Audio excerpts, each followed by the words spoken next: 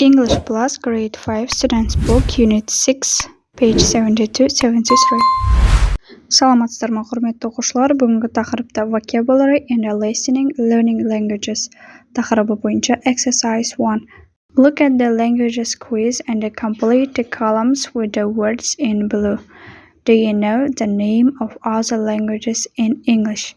Бірінші жаттығуда тілдер викторинасына қарайсыздар және сол жерде көкпен жазылғандарды төбедегі таблицаға екі қатарға бөліп орналастыру қажет. Және де басқа да тілдерді ағылшын тілінде білесіз ба деген, айта аласыз ба деген сұрақ қойылған. Languages тілдер Mandarin, Spanish, English, German, French, Turkish, Russian. Және other words басқа да сөздер. Language тіл, letters әріптер, alphabet, symbol, word. Осы сөздерді екі қатарға тізіп жазып шығасыздар. Exercise 2. Do the quiz, then listen and check your answers. Екінші жаттығуда викторинаны жасайсыздар және тыңдап өз жауабыңызды тексересіз. First, what language do more people speak? Көп адамдар сөйлейтін тіл. Mandarin, Spanish, English. Бұл жерде дұрыс жауап Mandarin, Қытай тілі. Second, how many letters are there in the English alphabet? Ағылшын алфавитінде қанша әріп бар деген. B жауабы дұрыс жауап 26, 26 әріп бар. 3. This symbol means father in Mandarin. How many people speak Mandarin? C жауабы дұрыс жауап over 1 billion. Үшінші сұрақта ба деген иероглиф берілген, ол әке деген мағынаны білдіреді және осы Қытай тілінде қанша адам сөйлейді деген. 1 миллиардтан артық. 4. This word means mother in what language? Анне. Бұл сөз ана деген мағынаны білдіреді, ол қай тілде деген. Бұл жерде ол анне деген. Си жауабы дұрыс жауап Turkish, түрік тілінде ананы анне деп айтады. 5. What's this Russian word in English? Ресторан. Осы орыс тіліндегі сөз ағылшынша қалай аталады? A жауабы дұрыс жауап restaurant. Exercise 3. Look at the picture and listen to a program about Kenzie the chimpanzee. Then choose the correct sentence from A to D. Үшінші жаттығуда суретке қарайсыздар, шимпанзе туралы программаны тыңдайсыздар, кейін A-дан D-ға дейінгі болған сөйлемдердің дұрыс жауабын таңдайсыз. Бұл жерде дұрыс жауабы B. Kenzie understands English. Kenzie ағылшынша түсінеді деген. Exercise 4. Look at the questions and choose answers from the box. Then listen again and check. Төртінші жаттығуда астындағы сұрақтарға қарайсыздар және яшықтың ішіндегі жауаптарды қойып шығасыздар.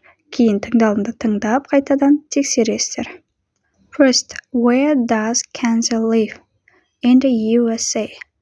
Kenzie қайда өмір сүреді деген, Америка құрама штаттарында.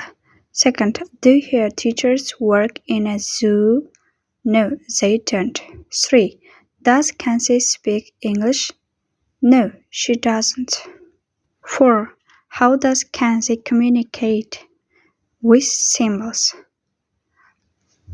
Kenzie шимпанзесі сөйлей алмайды, бірақ ол ағылшынша түсінеді және ол адамдармен символдар арқылы қарым-қатынас жасайды. Тыңдалымды тыңдасаңыздар, солай айтылған. 5. How many symbols does she understand? 200 symbols.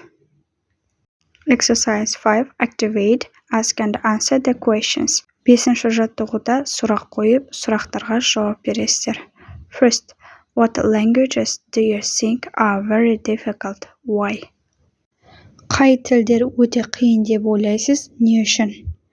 I think French is very difficult. Because of that, every word sounds completely different to the way it's written.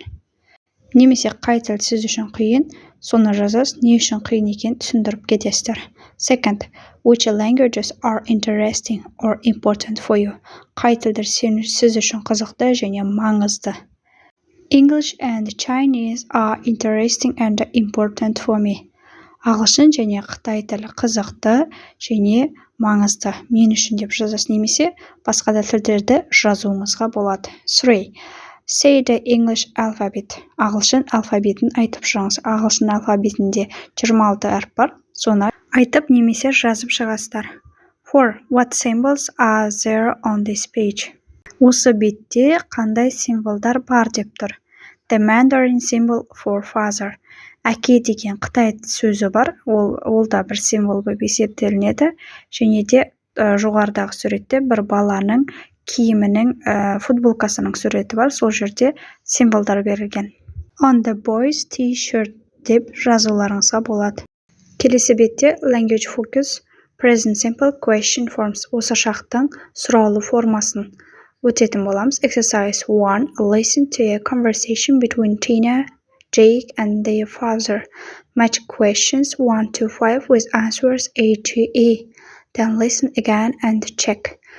Бірінші жаттығуда сіздер Тина, Джейк және оның әкесінің сұхбатын тыңдайсыздар және 1-ден 5-ке дейінгі сұрақтарды А-дан И әрпіне дейінгі жауаптармен сәйкестендірулеріңіз қажет және тыңдалымды қайттан тыңдап тексересіздер.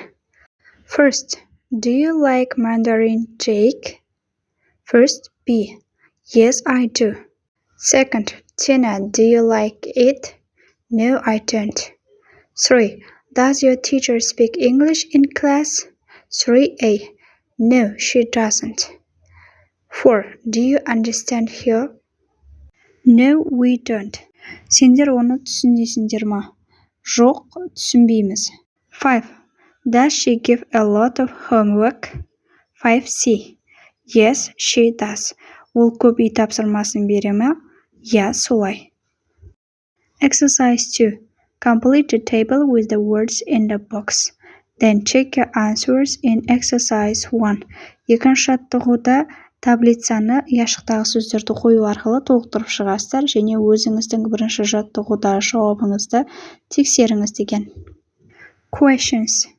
Біз сұрақ қойғанда осы шақта Do I understand? Мен түсіндім бе? Does he, she, it understand? He, she, itқа біз does'ты қоямыз, ол кезде does алдына шығып кетеді сұраулы сөйлемде. Short answers, қысқа жауаптар. Yes, I do. Yes, we do. Yes, he does. Yes, she does деп, she'дан кейін does'ды қолданамыз, иә. Ал no жауап берген кезде, жоқ деп жауап бергенде No, I don't. No, we don't. No, they don't. Және де he, she, itта No, she doesn't. No, he doesn't. No, it doesn't деп жауап береміз. Келесі тапсырма exercise 3. Complete the questions and write your answers. Then ask a partner the questions. Үшінші жаттығуда астындағы сұрақтарды дұрыстап орындарды арқылы сөйлем қылып қойып, және осы сұраққа жауап беруіміз қажет. Өзіңіздің серігіңізге сұрақ қоясыз, жауап аласыз. Бірінші сөйлем. Do your friends listen to music? Сенің достарың музыка тыңдай ма деп тұр. Егер тыңдамаса no, they don't. Тыңдаса yes, they do деп жауап бересіздер. Second, does this book teach grammar? No, it doesn't. Yes, it does. 3. Do monkeys usually speak English? Маймылдар әдетте ағылшынша сөйлей ма деп тұр. No, they don't. Жоқ, олай емес, олар сөйлемейді. 4. Do you understand Italian? Сен итальян тілін түсінесің ба деп тұр. Yes, I do. No, I don't. Түсінсеңіздер, я деп, түсінбесеңіздер, no, I don't деп жауап бересіздер. 5. Does your teacher watch DVDs in English? No, she doesn't. Yes, she does. 6. Does Kenzie live in Japan? No, she doesn't. 7. Do you ever look at websites in English? Yes, I do. No, I don't. 8. Do your parents speak a foreign language? Сенің ата-анаң шет тілде сөйлей ме деп тұр. Yes, they do. No, they don't. Сөйлесе сөйлейді деп айтасыздар. Егер шет тілде сөйлей алмайтын болса, no, they don't деп жауап бересіздер. Exercise 4. Invent more do you questions using verbs from the box. Then ask and answer the questions. Төртінші жаттығуда do you'дан басталатын сұраулы сөйлемдер қоясыздар. Ол үшін астындағы яшықтағы сөздерді қолданасыздар және сұрақ қойып бір-біріңізге жауап бересіздер. Мысал ретінде берілген: Do you speak Chinese? Сен Қытай тілінде сөйлейсің ба? No, I don't. Do you live in Kazakhstan? Yes, I do. 3. Do you like an ice cream? Yes, I do. Do you play violin? No, I don't. 5. Do you watch horror films? Сіз қорқынышты киноларды, фильмдерді көресіз ба? Көрсеңіз я, көрмесеңіз көрмеймін деп жауап бересіз. Yes, I do десеңіз, көрсеңіз солай жауап бересіз. 6. Do you practice your English? Yes, I do. Сіз ағылшын тілінде практика жасайсыз ба? Yes, I do. Я жасаймын. 7. Do you use dictionary? Yes, I do. Сіз сөздік қолданасыз ба деген, қолдансаңыз yes, I do деп жауап бересіз.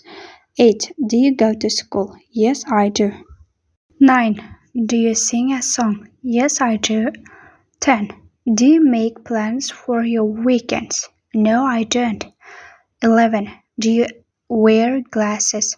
No, I don't. Сіз көзілдір киесіз ба деп тұр. Бұл жерде жоқ кимеймін немесе кисеңіз yes, I do деп жауап беруіңізге болады. 12. Do you cook turkey? No, I don't. 13. Do you dance? Yes, I do. 14. Do you celebrate your birthday? Yes, I do. Келесі жаттығу exercise 5. Complete the questions with the words in the box. 5-ші жаттығуда сұрақтарды толықтырып жазу қажет, астындағы яшықтағы сөздерді қолданып. First, where do you have classes? Second, how often do you speak English? Сіз қаншалықты жиі ағылшын тілінде сөйлейсіз деген. 3. What does Kenzie eat? Kenzie не жейді? 4. Where do chimpanzees live? 5. When do you use a dictionary? 6. How many words does she understand? Ол қанша сөзді түсінеді? 7. How does Kenzie study? Exercise 6. Write 6 questions using the words in the box. You can use the same words more than once. 6-шы жаттығуда астындағы сөздерді қолданып, 6 сұрақ құрастырып жазу қажет. Сіздер бір сөзді бір немесе одан да көп рет қолдануыңызға болады. Мысал ретінде, Where does he study? Тағы да жалғастырамыз. Where do you study Mandarin? When does she go home? Ол қашан үйге барады? What do you do at school? Мектепте не істейсіңдер? What time do you watch TV? Қай уақытта телевизор көресіңдер? Where does he practice English? When do they go to school? Олар қашан мектепке барады? Exercise 7.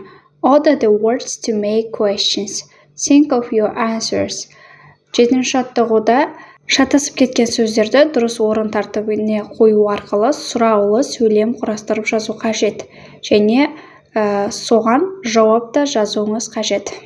First, how many languages do you speak? Сіз қанша тілде сөйлейсіз? I speak in 3 languages.